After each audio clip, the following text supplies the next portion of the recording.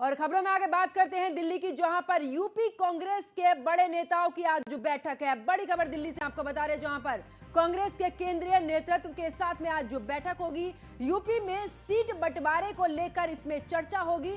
जातिगत समीकरण पर भी विस्तार से बैठक में होगी चर्चा।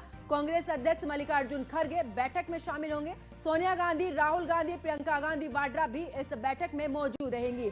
आगामी लोकसभा चुनाव की तैयारियों को लेकर इस बैठक में मंथन भी किया जाएगा। तो बड़ी खबर आपको बता रहे, जहां पर कांग्रेस अध्यक्ष मल्लिकार्जुन खड़गे बैठक में होंगे शामिल। मल्लिकार्जुन खड़गे के अलावा सोनिया गांधी, राहुल गांधी, प्रियंका गांधी वाड्रा भी इस बैठक में शामिल रहेंगी। इतना ही नहीं, आगामी लोकसभा चुनाव की तैयारियों को लेकर इस बैठक में मंथन भी किया जाएगा। तो बड़ी खबर दिल्ली से आपको बता रहे हैं, जहां पर यूपी कांग्रेस के बड़े नेताओं की आज बैठक है। इतना ही नहीं, अगर बैठक की बात की जाए तो कांग्रेस के केंद्रीय नेतृत्व के साथ में आज ये बैठक होगी, जहां पर आपको बता दें कि यूपी में सीट बंटवारे को लेकर इस दौरान चर्चा भी होगी। तो बड़ी खबर आपको बता रहे, जातिगत समीकरण पर विस्तार से बैठक में चर्चा होगी।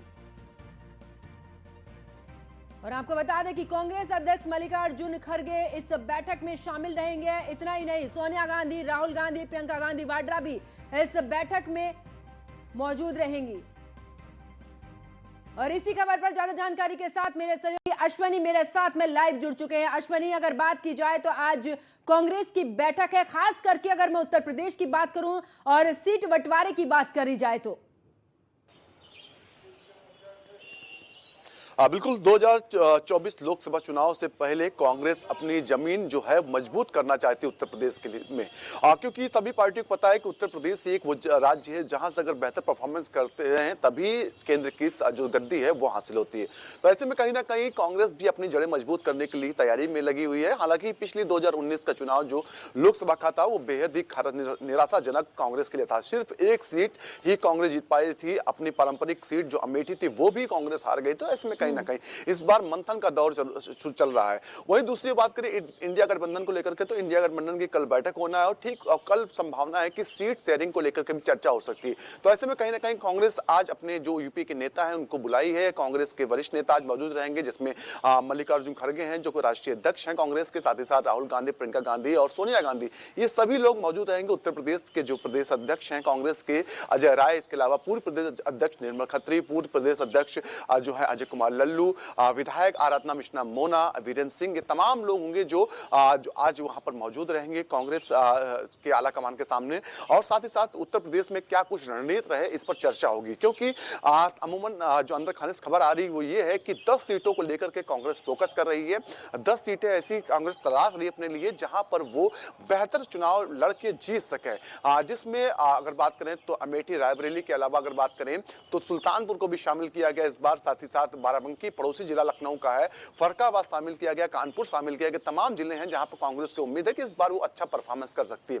तो निश्चित तौर पर कहीं ना कहीं कांग्रेस इसी को लेकर के मंथन करेगी, जाति समीकरण उत्तर प्रदेश में क्या रहे, क्योंकि एक और तो कांग्रेस लगातार भाजपा पर हमलावर तो हो रही है, लेकिन जाति समीकरण में के मामले में भारतीय जनता पार्टी उससे कहीं आगे। जो दलित वोट बैंक बसपा का कोर वोटर कहा जाता था वो भी आज कट करके भाजपा को मिल रहा था। इसमें कहीं ना कहीं इन तमाम समीकरणों को समझने के लिए आज उत्तर प्रदेश का जो कांग्रेस कमेटी है वो कहीं ना कहीं आज दिल्ली में मौजूद रहेगी और दिल्ली के आला जो बिल्कुल अश्विनी, अगर जातिगत समीकरण की बात की जाए तो सभी राजनीतिक पार्टियां पूरे तरीके से जातियों को साधने की इस बार कोशिश कर रही है और उसी हिसाब से प्रत्याशी उतारने की भी इस दौरान जो रणनीति है वो भी बनाई जा रही, चाहे कांग्रेस हो, चाहे समाजवादी पार्टी हो, बीएसपी हो या फिर आरएलडी हो, क्योंकि सभी जिस जगह पर मजबूत है सबसे पहले वहां पर अपने दिग्गज प्रत्याशियों को इस सूची में सबसे ऊपर रखना चाहते हैं।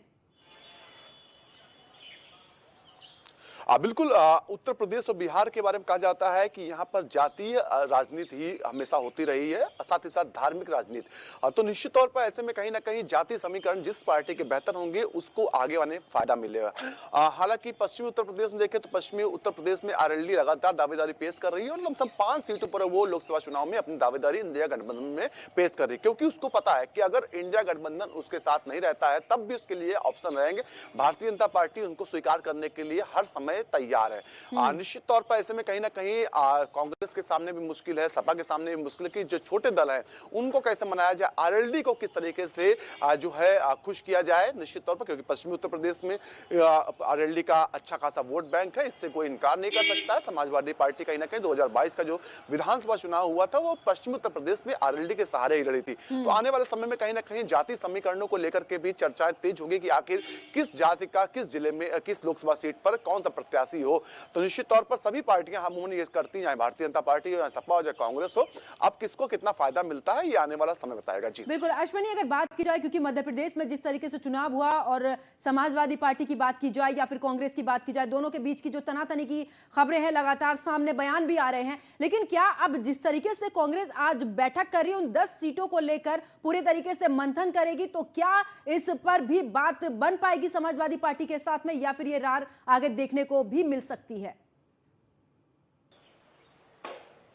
बिल्कुल, अगर सीट सपा की और कांग्रेस की बात करें, मध्य प्रदेश चुनाव के बाद कहीं ना कहीं तल्खी हुई थी, दोनों के बीच में वाद विवाद हुआ था, दोनों ओर से बयानबाजी भी हुई थी, लेकिन बाद में अखिलेश यादव ने बयान दिया था कि सब ठीक है। तो निश्चित तौर पर क्योंकि अखिलेश यादव को पता है कि उत्तर प्रदेश में अकेले चलना बहुत ही मुश्किल है समाजवादी पार्टी के लिए, तो निश्चित तौर पर उसको सहयोगी चाहिए। कांग्रेस उसके लिए बेहतर विकल्प हो सकता है क्योंकि कांग्रेस पर दबाव आसानी से बनाया जा सकता है। हालांकि कांग्रेस 10 सीटों को लेकर के फोकस जरूर कर रही, लेकिन सीट शेयरिंग के मामले में वो आगे बढ़कर के कम से कम 30 सीटें मांगने के लिए तैयार है कि कम से कम 30 सीटों पर वो चुनाव लड़ेगी। हालांकि उसका फोकस 10 सीटों पर जरूर है कि वो 10 सीटें निकाल के वो लोकसभा तक पहुंचाए जाएं। तो ऐसे में कहीं ना कहीं जो पिछली परिस्थितियां थी उसमें बदलाव जरूर आया क्योंकि इस समय दोनों ओर से शांति बनी हुई, बयानबाजी बंद है। यानी कि साफ तौर पर देखा जाए तो गठबंधन में हो सकता है कि दोनों के बीच की जो रार है वो कम हो सके, और आज जिस तरीके से कांग्रेस बैठक कर रही है सीधा फोकस 10 सीटों पर है, देखने वाली तो बात जरूर होगी। बहुत बहुत शुक्रिया अश्विनी हमारे साथ जुड़ने के लिए, विस्तार पूर्वक जानकारी देने के लिए।